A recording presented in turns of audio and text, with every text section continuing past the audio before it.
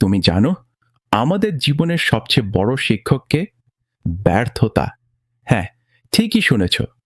যখন আমরা সফল হই না তখনই আমরা শিখি কিভাবে আরো ভালোভাবে চেষ্টা করতে হয়। দেখো, কেউই প্রথম দিনেই সফল হয় না।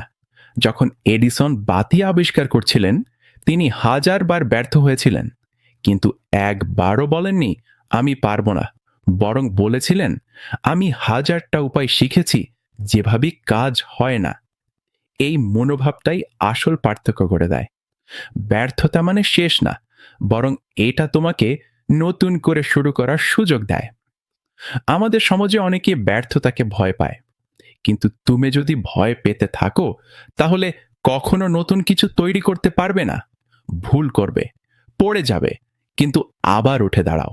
কারণ প্রতিটা বার যখন তুমি উঠে দাঁড়াও তখন তুমি আরো শক্তিশালী হয়ে যাও।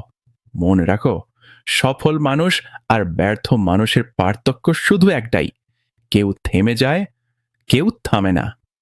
তাই আজ থেকেই ঠিক করো, ভুল করলে লজ্জা পাবে না, ব্যর্থ হলে হতাশ হবে না, বরং হাসবে। কারণ তুমি জানো প্রতিটা ব্যর্থতা তোমাকে সফলতার এক ধাপ কাছে নিয়ে যাচ্ছে। চেষ্টা চালিয়ে যাও, তুমি পারবে। আর একদিন মানুষ তোমার গল্প শুনে অনুপ্রাণিত হবে।